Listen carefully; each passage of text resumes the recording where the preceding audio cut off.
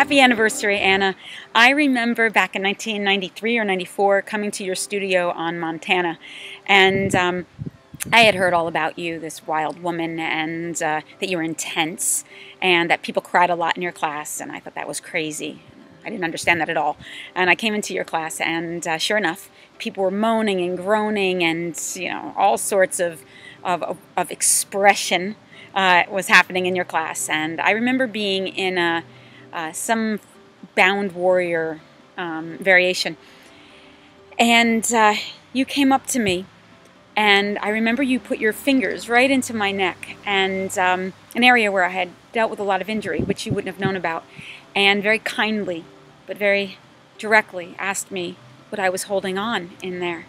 And I suddenly burst out crying, and before I know it, I am howling louder and more intensely than anyone else in that entire room. And it really set the course for me to want to understand more about the mind-body connection and the way in which trauma, how it lives in the body. You have been a true pioneer. Your commitment to this practice has been evident in not only in your own physical practice, but in the legacy that you've left behind in so many of us who have listened deeply to your own experience and to the ways in which you have transmitted that experience in your classrooms. I love you, and I'm inspired by you, and I thank you for your contribution and for the ways in which you have so generously influenced so many of us.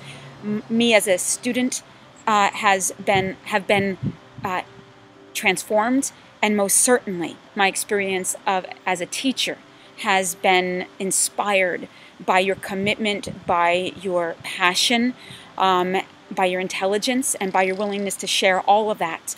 So I hope that the next 40 years of your teaching and your sharing is as magnificent as the past 40 years have been. Thank you. I love you. I'm so proud to know you and to witness the work that you've been doing in the world all of these years.